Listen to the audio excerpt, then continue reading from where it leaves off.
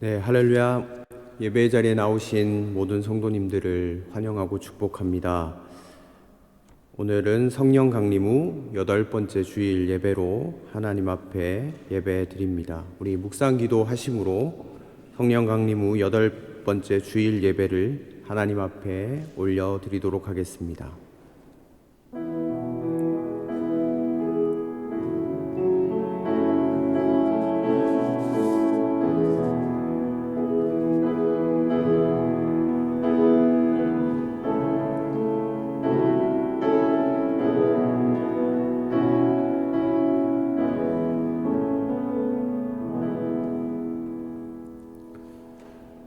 목마른 자들아 다 내게로 오라 하시며 우리를 생수가 넘치는 곳으로 초청해 주시는 하나님 감사합니다.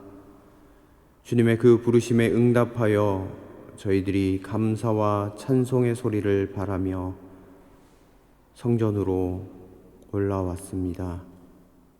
이 시간에는 우리로 하여금 세상의 걱정과 근심을 다 내려놓게 하여 주시고 온전히 주님만 바라보며 예배하게 도와주시옵소서. 흘러나오는 생명수와 같은 말씀을 듣게 하여 주시고 우리의 영혼을 소성시켜 주시고 우리의 삶의 풍성한 열매가 맺히게 하여 주시옵소서. 우리의 가란 마음 줄인 영혼에 영생의 물과 생명의 떡으로 채워 주시옵소서. 감사를 드리며 예수님의 이름으로 기도드립니다. 아멘. 이 시간 다 같이 자리에서 일어나셔서 침묵으로 사도신경을 고백하며 나아가겠습니다.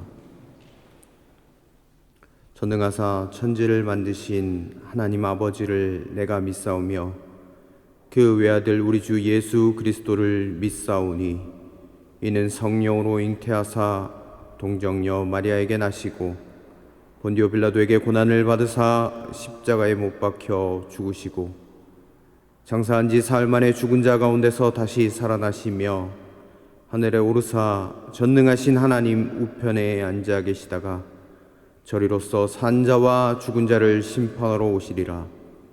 성령을 믿사오며 거룩한 공회와 성도가 서로 교통하는 것과 죄를 사하여 주시는 것과 몸이 다시 사는 것과 영원히 사는 것을 믿사옵나이다.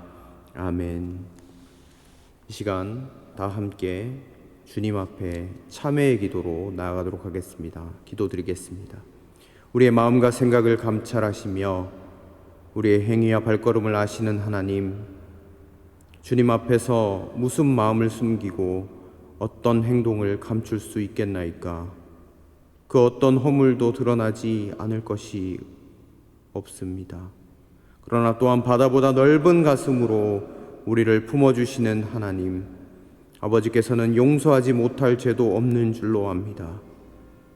이 시간 저희들이 주님의 자비와 긍휼을 믿고 고하는 모든 죄를 용서하여 주시옵소서. 성경에 기록된 대로 우상숭배와 주술과 원수 맺는 것과 분쟁과 시기와 분냄과 당짓는 것과 분열함과 이단과 투기와 술 취함과 방탕함과 또 그와 같은 육체의 일들이 우리 안에 있었음을 고백합니다. 이러한 일을 행하는 자는 하나님의 나라를 유업으로 받지 못한다는 하나님의 두렵고 무서운 경고가 있었음에도 불구하고 우리는 이 모든 죄를 지으며 살았습니다. 주여 크신 사랑과 긍휼로 회개하는 이 모든 죄를 용서하여 주옵소서. 이 시간 하나님과 나만이 아는 죄를 침묵 가운데 고백하면서 나아가시도록 하겠습니다.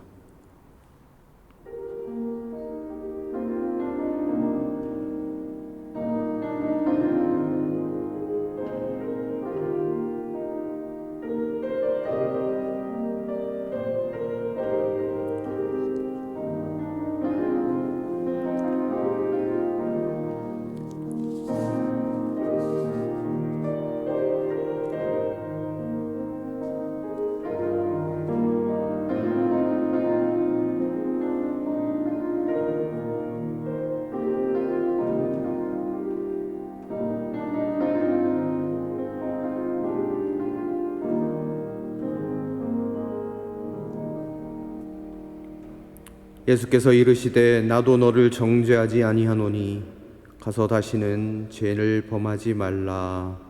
아멘. 우리 다 같이 자리에 앉으시겠습니다. 찬송가 94장 1절 3절을 다 같이 침묵으로 가사를 묵상하시며 마음속으로 같이 찬양하시겠습니다. 찬송가 94장입니다.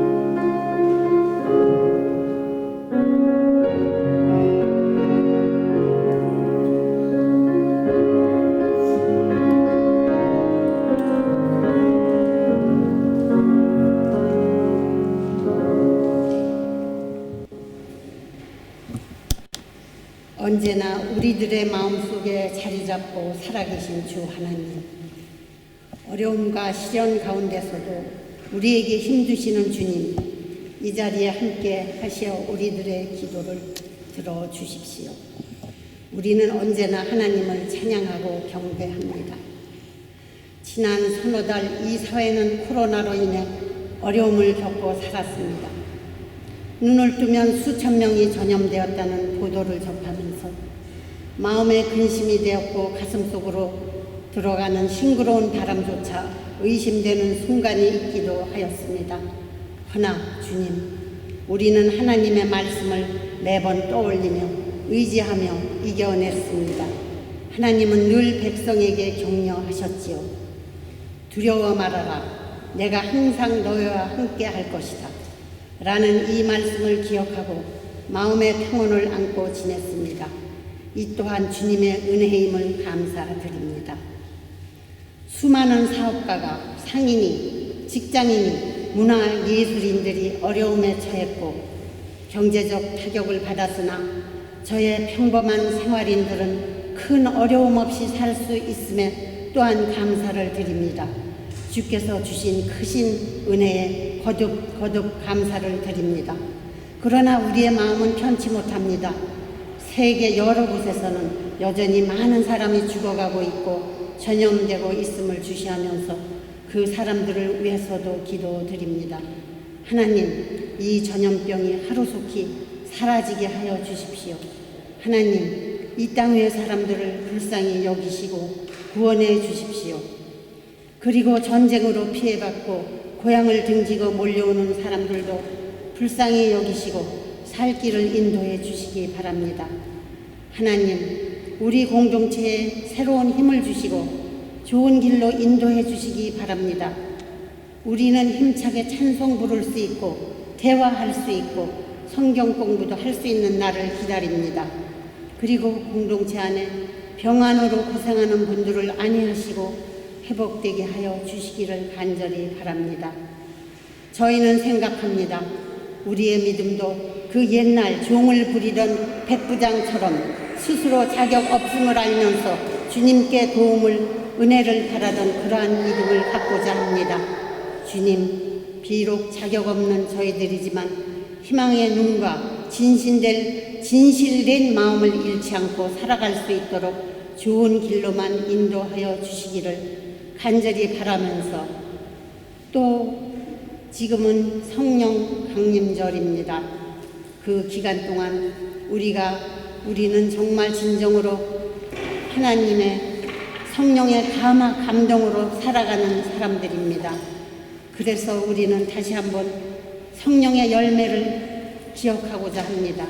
사랑과 기쁨과 화평과 온유와 겸손과 선함과 친절과 오래 참음으로 우리는 이렇게 다시 한번 우리의 마음을 가다듬고자 합니다.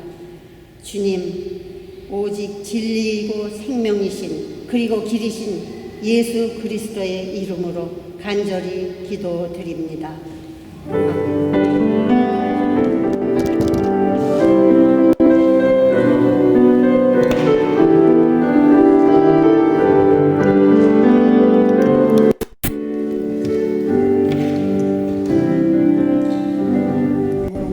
왕약수칙을 지키시면서 주일 예배에 참석하신 교우 여러분을 주님의 이름으로 환영합니다. 코로나 방역 관리상 예배 인원을 40명으로 제한하고 있습니다. 예배장 입장과 퇴장 시에는 안내위원회 안내를 받으시면 좋겠습니다. 예배 인원이 제한되어 있는 관계로 현장 예배를 원하시는 교우는 불편하시더라도 매주 토요일 20시까지 인터넷 링크나 담임 목사님께 직접 신청해 주시면 좋겠습니다. 예배 참석이 어려우신 분들을 위해서 현장 예배 설교를 동영상으로 제작해서 전해드리고 있습니다. 동영상 제작과 전송을 김광호 집사님께서 수고해 주시고 계십니다. 감사합니다. 예배 순서가 변경된 관계로 헌금 방법이 약간 달라졌습니다. 예배 전에 입장하시면서 입구에 비치한 헌금함을 해주시고, 또 예배 후에 나가시면서 출구에서도 헌금을 하실 수 있습니다. 매주 월요일은 담임 목사님 정기 휴무일입니다. 이 점 참고해 주시기 바랍니다. 오늘 예배 후에 임원회로 이 자리에서 잠깐 모시게 되었습니다. 임원회는 참고해 주시고요. 그의 사항은 주보를 참조해 주시기 바랍니다. 이상.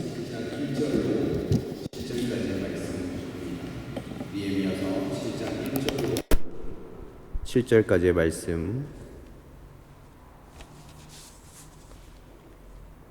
제가 봉독하여 올리도록 하겠습니다. 성벽을 다시 쌓고 문들을 제자리에 단 다음에 나는 성전 문지기와 노래하는 사람과 레위 사람을 세우고 나의 아우 하나니와 성체 지휘관 하나냐에게 예루살렘 경비를 맡겼다. 하나냐는 진실한 사람이고 남다르게 하나님을 두려워하는 사람이었다. 나는 그들에게 일렀다. 해가 떠서 환해지기 전에는 예루살렘 성문들을 열지 말고 해가 아직 높이 있을 때 성문들을 닫고 빗장을 지르도록 하시오.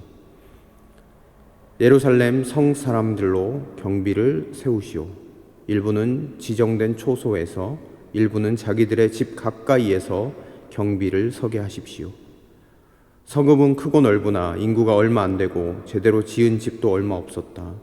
귀족들과 관리들과 일반 백성을 모아서 가족별로 등록시키도록 나의 하나님이 나의 마음을 감동시키셨다. 마침 나는 1차로 돌아온 사람들의 가족별 등록부를 찾았는데 거기에는 다음과 같이 적혀 있다. 바벨론 왕 느부갓네살에게 사로잡혀 바빌로니아로 끌려간 사람들 가운데서 많은 사람들이 바빌로니아 각 지방을 떠나 제 고향 땅 예루살렘과 유다로 돌아왔다.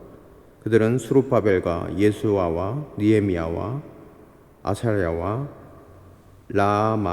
라암야와 나하마니와 모르드게와 발산과 미스베렛과 비그웨와 느훔과 바하나가 돌아올 때 함께 돌아왔다. 이스라엘 백성의 명단과 수는 다음과 같다. 아멘. 우리 찬송가 314장 전체를 묵상으로 하나님께 찬양 드리시겠습니다.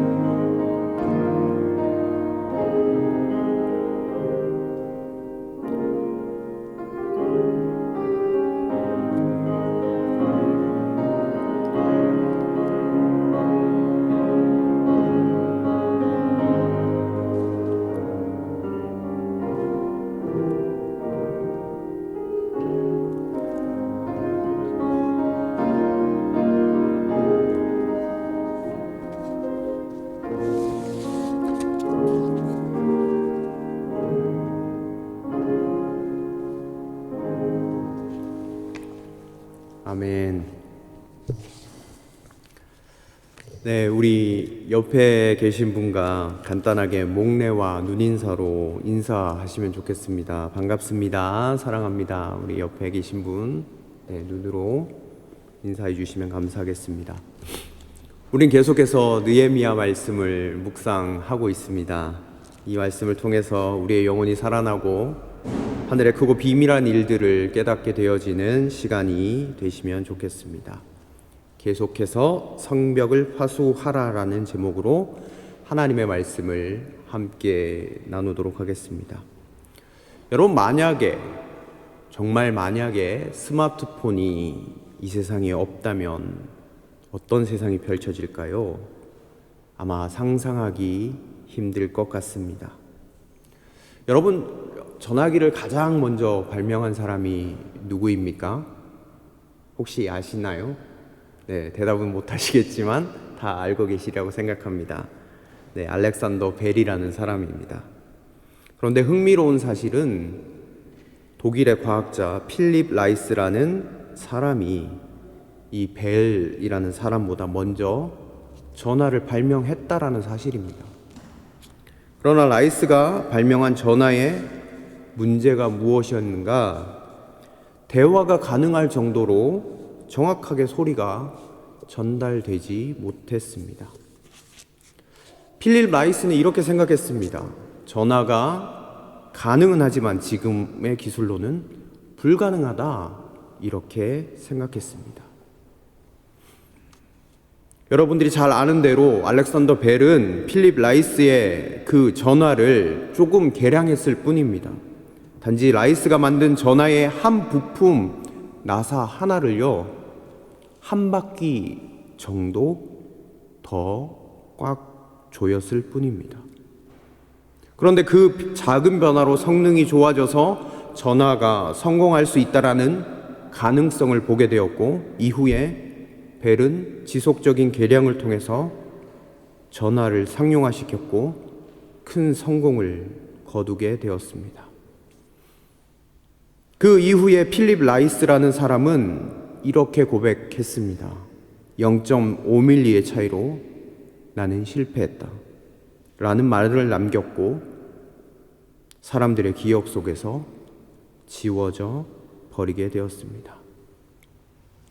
사랑하는 성도 여러분, 우리의 인생에도 0.5mm의 차이로 우리의 인생이 변할 수 있다라는 사실입니다.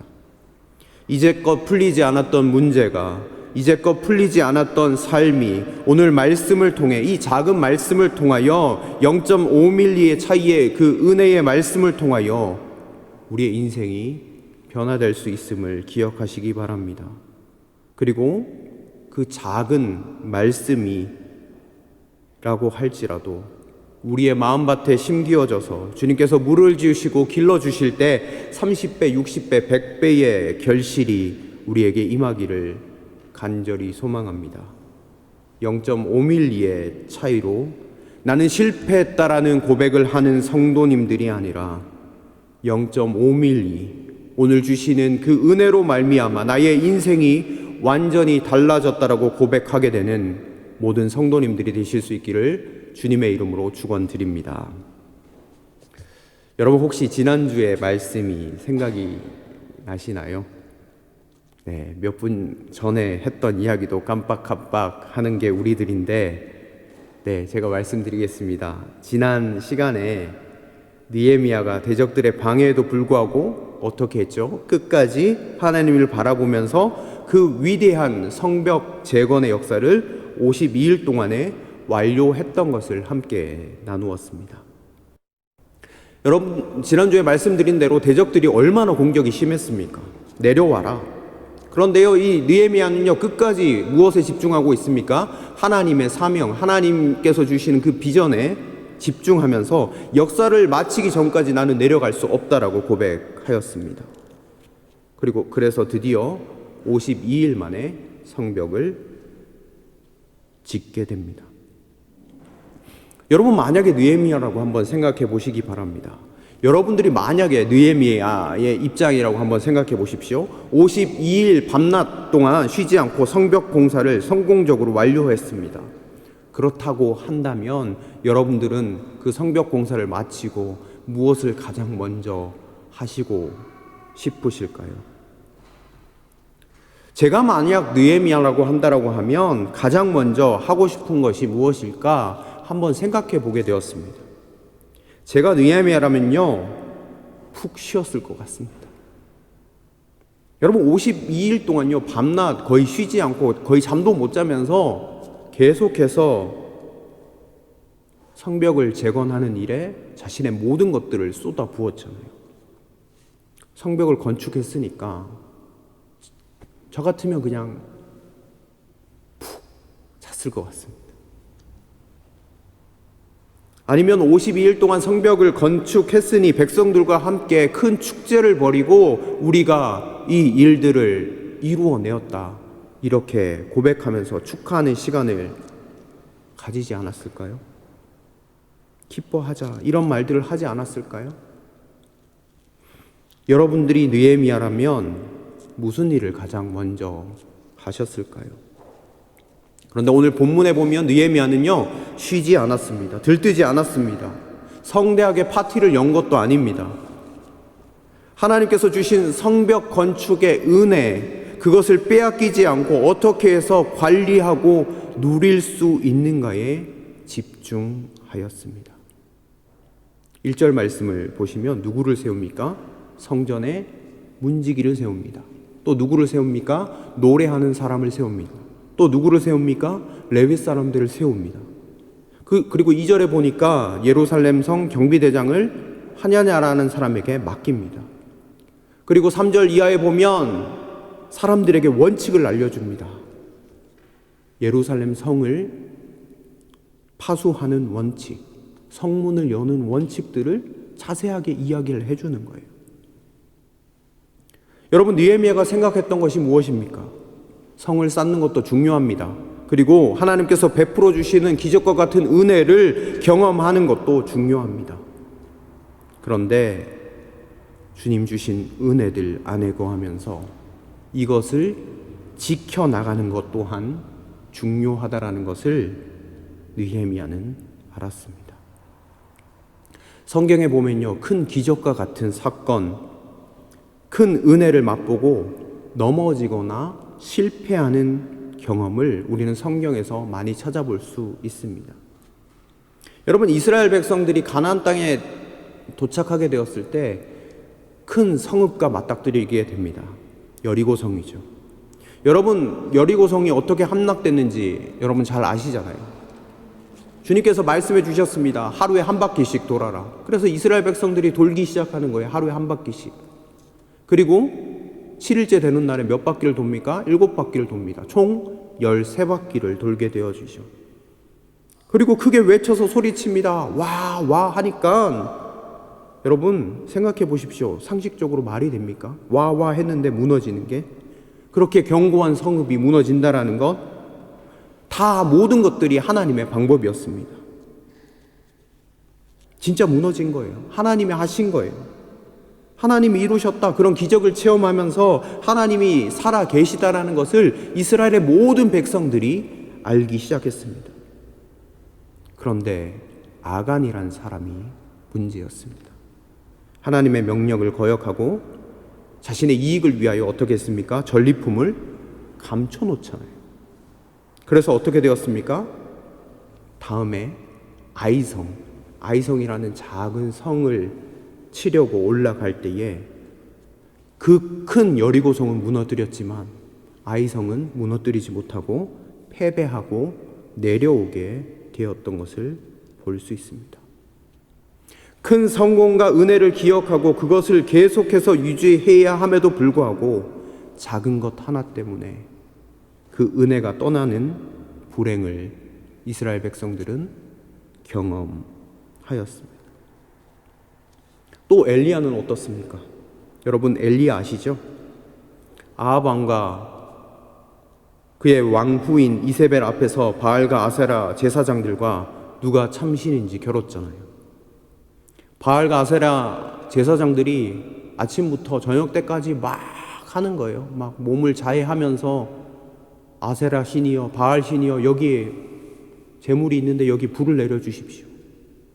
그들이 끊임없이 막 외치고 자해하면서 해도 불이 내리지 않잖아요. 가짜이니까, 우상이니까.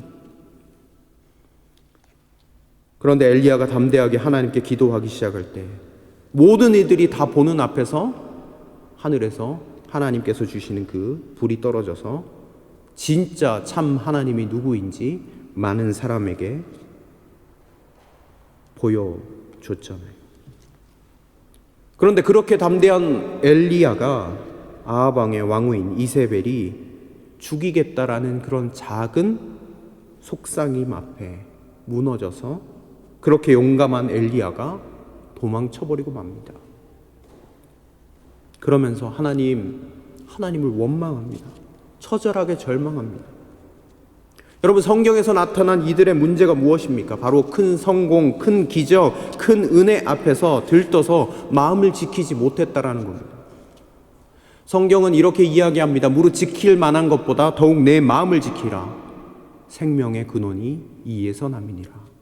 잠언 말씀처럼 마음을 지키지 못해서 큰 승리 이후에 처절한 실패를 맛보게 되었습니다.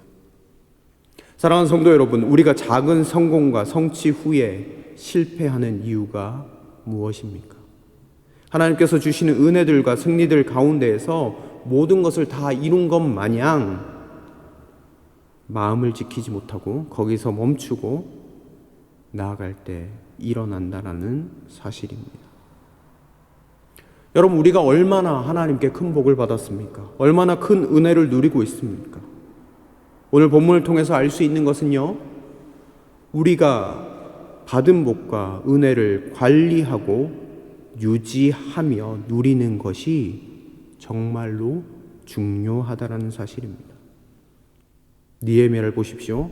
하나님께서 쌓게 하신 예루살렘 성을 지키는 지혜를 가지고 있었습니다.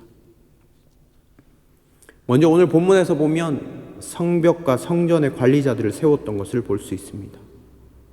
문지기를 세우고 지키는 사람들을 세웠습니다. 전에는요, 예루살렘 성읍을 마음대로 막 출입을 하는 거예요. 노략질하고 막 이랬습니다. 그런데 성을 쌓고 문지기를 세웠다라는 것은 들어가고 나오는 것을 통제하겠다라는 의도가 담겨져 있습니다.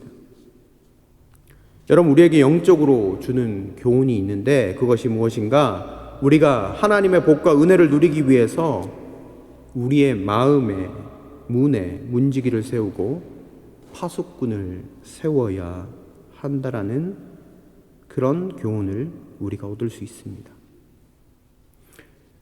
여러분들이 하나님의 비전을 소유하셨습니까? 하나님의 사람이십니까? 하나님의 은혜 가운데 거하십니까? 그렇다라고 하면 여러분 마음 가운데 죄악의 풍조나 생각이 여러분들의 마음 가운데 드나들지 못하게 문지기를 세우고 파수꾼을 세워야 함을 우리에게 이 본문을 통해서 주님은 이야기하고 계시다라는 겁니다. 여러분, 우리는 요즘에 어디에 많은 영향을 받습니까? 대부분 매체들의 영향을 받습니다. 인터넷 여러분들 다 하시죠. 유튜브 많이 하시죠.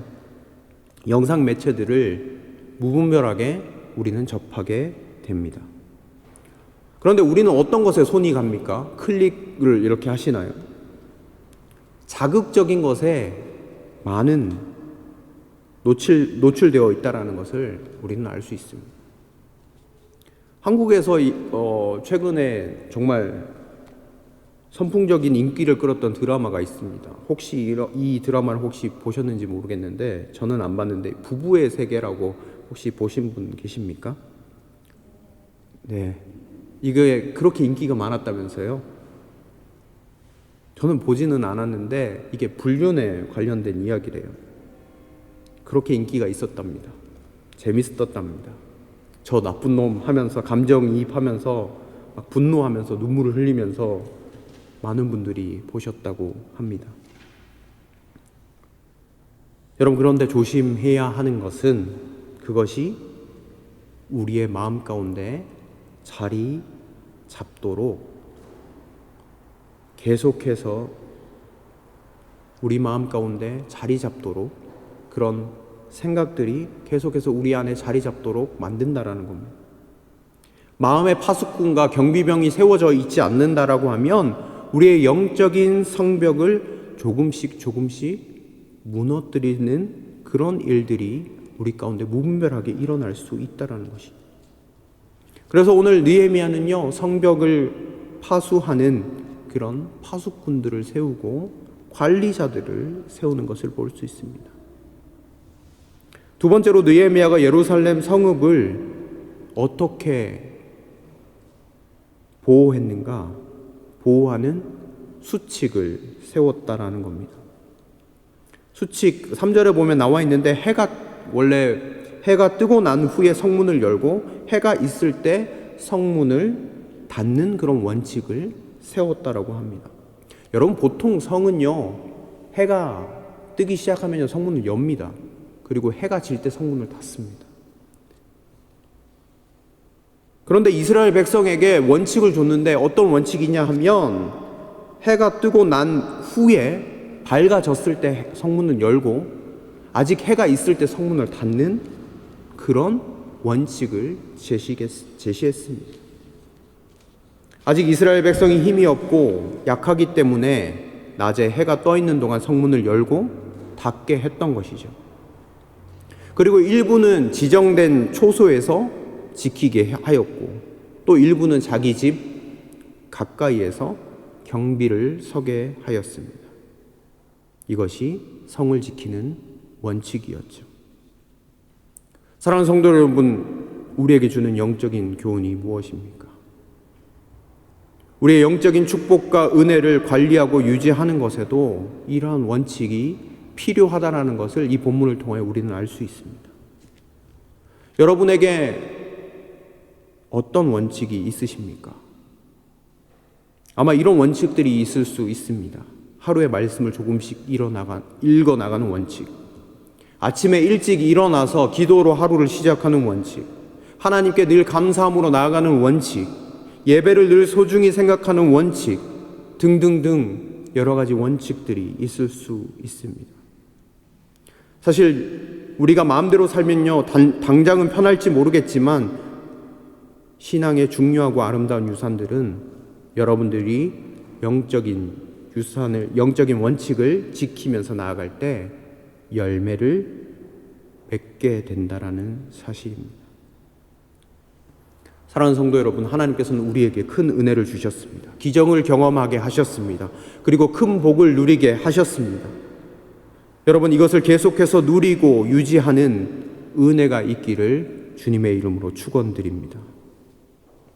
느헤미야처럼 방심하지 않고 문지기와 파수꾼을 세우고 원칙을 세워서 우리의 영적인 성벽을 지키면서 나아갈 때에 하나님께서 주신 은혜를 빼앗기지 않고 누리면서 승리하는 모든 성도님이 되실 수 있기를 주님의 이름으로 축원드립니다. 여러분, 이렇게 느헤미야가 성벽을 파수하는 일에 몰두할 때 한 가지 고민이 생겼습니다. 어떤 고민인지 한번 살펴보겠습니다. 4절 말씀 한번 같이 보실까요? 4절 말씀입니다.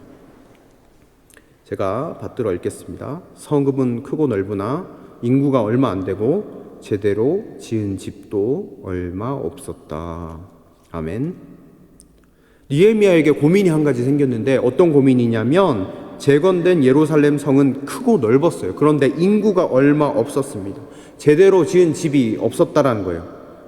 즉 다시 이야기하면 성벽은 정말 멋지게 지었는데 안에 내용물이 없는 거예요. 집이 없는 거예요.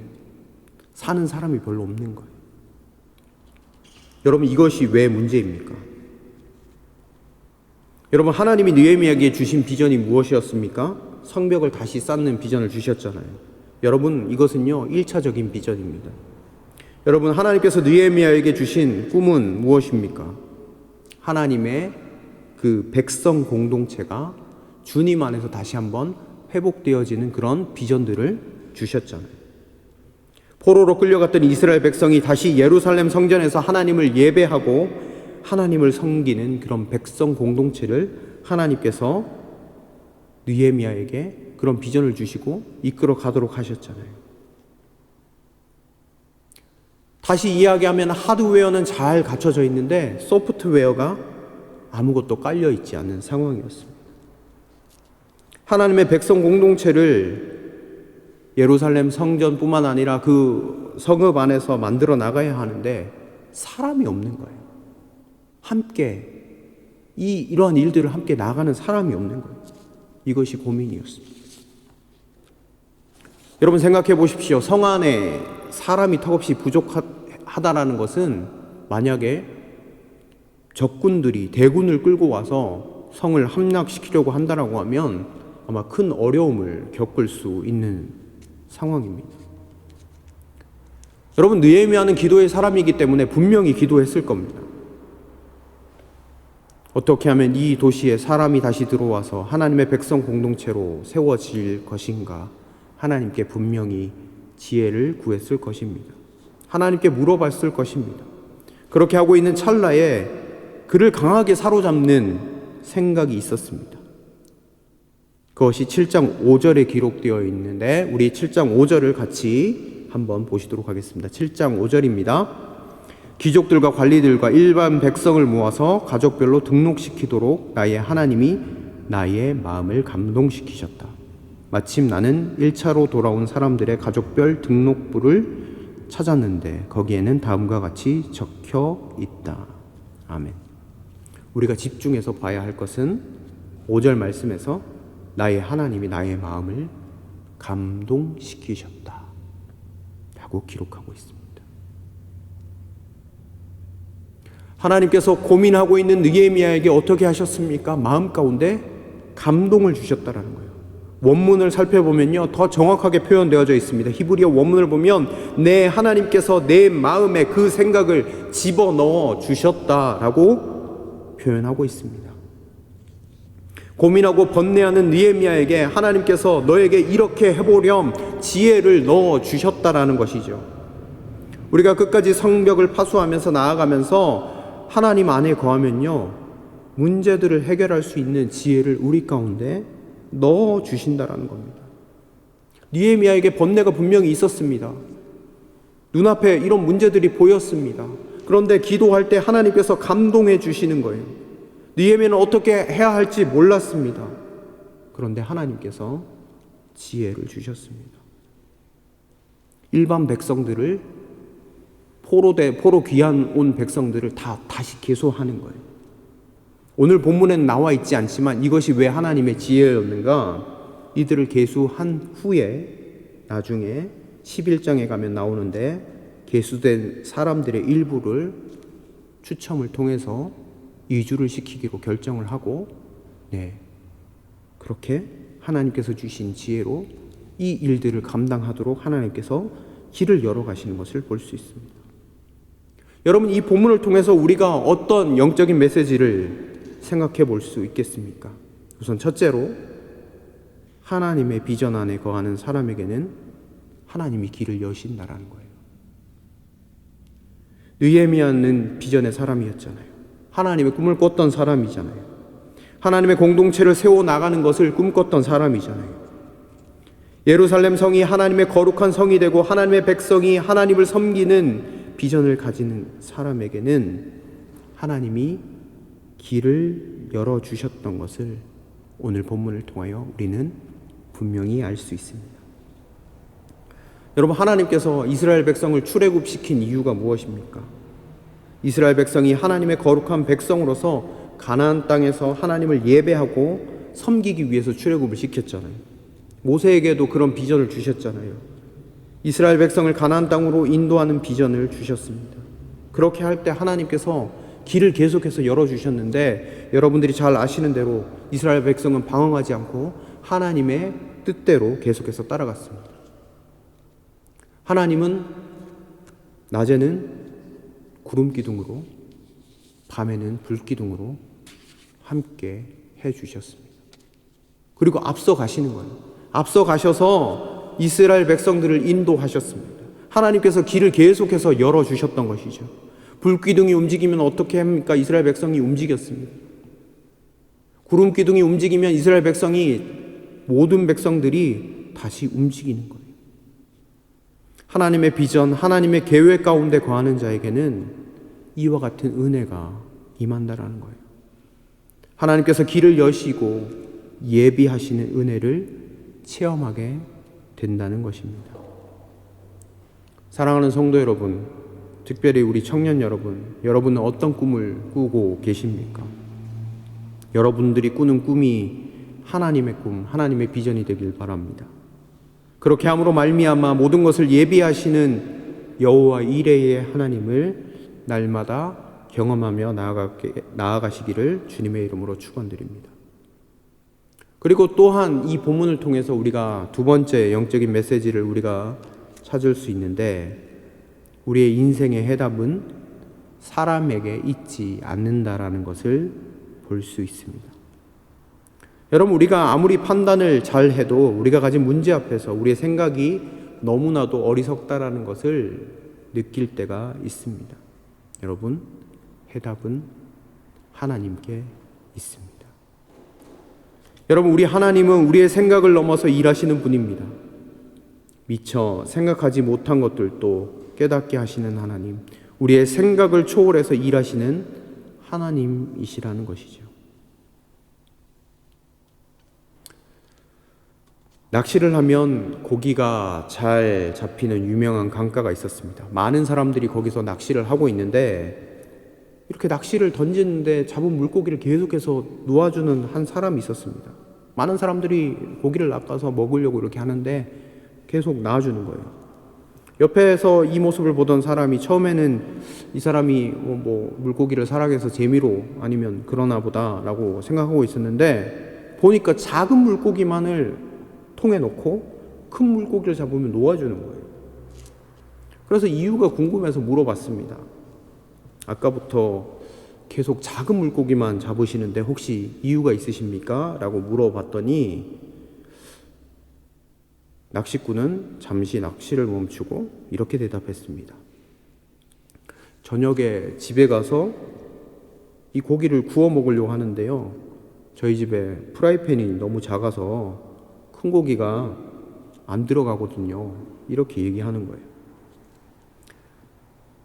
여러분, 작은 프라이팬에 큰 고기를 굽는 것이 한계가 있지만 프라이팬을 사면 얼마든지 큰 고기를 잡을 수 있습니다. 그런데 이런 간단한 이치를 모르는 사람 같이 우리도 어리석게 우리의 생각과 틀에 맞춰서 하나님을 제한하는 경우들이 많이 있는 것을 보게 되어집니다.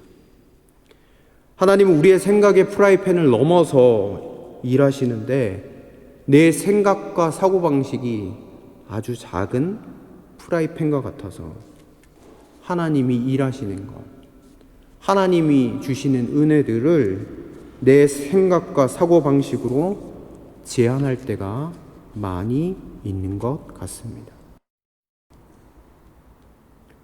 사랑하는 성도 여러분, 우리가 입을 넓게 열고 우리의 생각 넘어 일하시는 그 하나님을 바라볼 때 하나님의 역사가 우리 안에 나타나게 될 줄로 믿습니다. 여러분, 문제의 해답과 그 문제에 대한 지혜는 누가 주시는 것입니까? 하나님이 주시는 것입니다.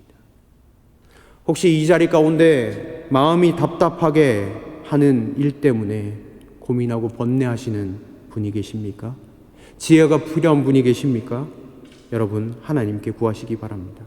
하나님께서는 우리에게 이렇게 말씀하십니다. 누구든지 지혜가 부족하거든 모든 사람에게 후히 주시고 꾸짖지 아니하시는 하나님께 아뢰라. 그리하면 주시리라. 전능하신 하나님께 지혜를 구하면요, 하나님께서는 그분의 탁월한 지혜로 말미암아 우리가 그 모든 문제 가운데서 이기게 하시고 뛰어넘는 그런 은혜를 우리 가운데 주신다라는 사실입니다. 오늘 말씀을 맺으려고 합니다. 우리의 인생에 주신 하나님의 은혜와 축복, 평강을 여러분 기억하시기 바랍니다. 그리고 우리에게 주신 은혜들 계속해서 누리는 우리의 신앙의 파수꾼을 세우고 문지기를 세워서 신앙의 원칙을 하나하나씩 세워나갈 때 이 모든 것이 가능하게 됨을 기억하시고, 또한 하나님의 비전 가운데 하나님께서 마음의 생각을 주시고 앞으로 나아가게 하신다라는 사실을 기억하며 한 주간의 삶의 자리 가운데서 승리하시는 모든 성도님들이 되실 수 있기를 주님의 이름으로 축원드립니다. 다 함께 기도 드리시겠습니다. 같이 기도 드리실 때 오늘의 말씀을 놓고 기도하시면 좋겠습니다. 하나님, 내 아이의 삶의 자리에서 영적인 원칙들을 세우게 하여 주시고 우리의 마음 문에 하나님 파수꾼을 세워 우리의 마음을 잘 지키게 하여 주십시오. 그래서 하나님께서 주시는 은혜와 평강과 복을 계속해서 누리는 우리의 삶이 되게 하여 주십시오. 이렇게 고백하시며 기도의 자리로 나아가시면 좋겠고, 또한 계속해서 코로나 바이러스를 위해서 우리 뜨겁게 기도해 주시면 좋겠습니다. 그리고 여러분들이 생각나는 환우들, 성도님들이 계시다면 여러분 그들의 이름을 불러가시며 같이 기도해 주시면 좋겠습니다. 그리고 우리 말라위 요르단 선교지를 위해서도 기도해 주시고 계속해서 교회를 위해서도 함께 기도하여 주시면 좋겠습니다. 이 시간 같이 침묵으로 우리가 간절한 마음을 담아서 기도의 자리로 나아가시도록 하겠습니다. 기도하시겠습니다.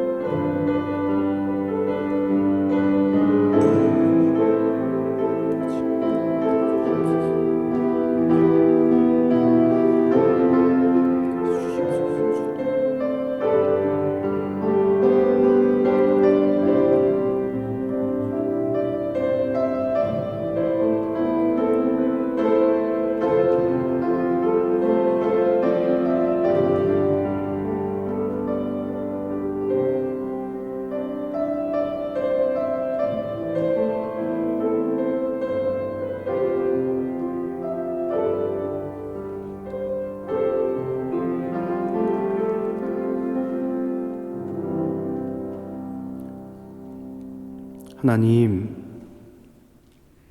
우리의 마음에 성령께서 파수꾼을 세워주시고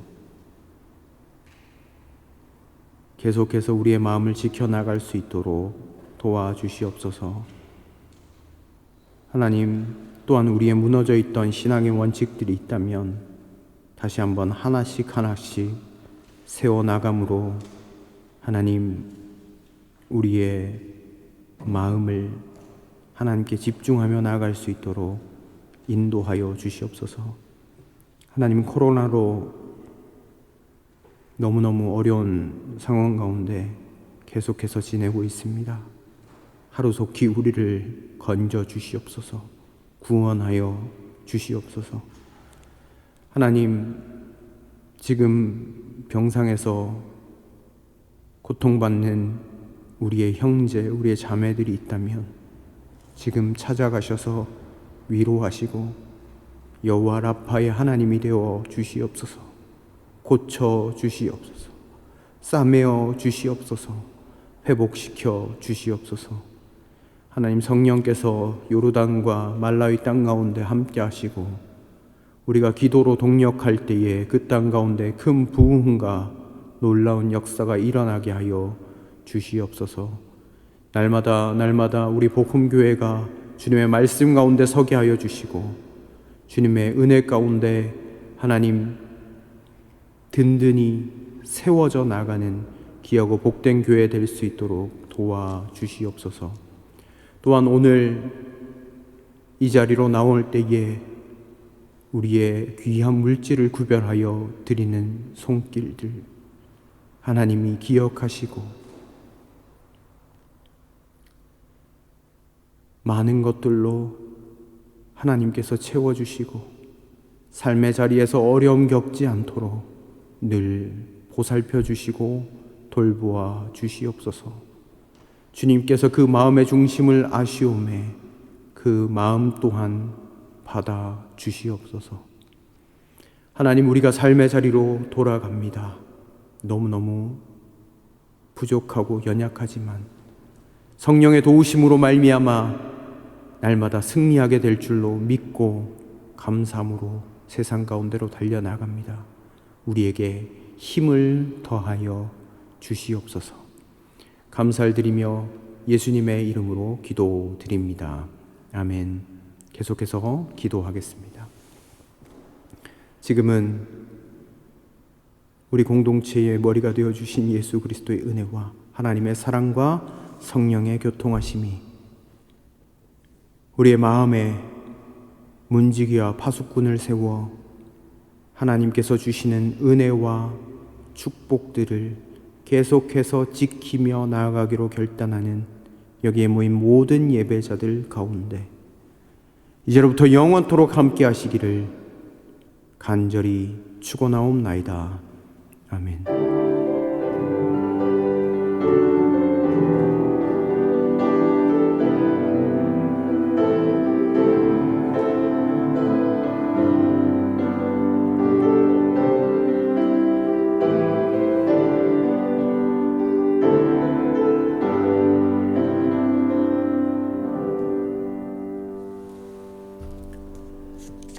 네, 오늘 예배를 모두 마쳤습니다. 참 감사합니다. 이 자리 가운데 이렇게 나와주시는 발걸음 너무너무 귀하고 아름답습니다. 하나님께서 삶의 자리 가운데 은혜와 평강으로 늘 지켜주시기를 계속해서 기도드리겠습니다. 한 주간 동안 승리하시기 바랍니다.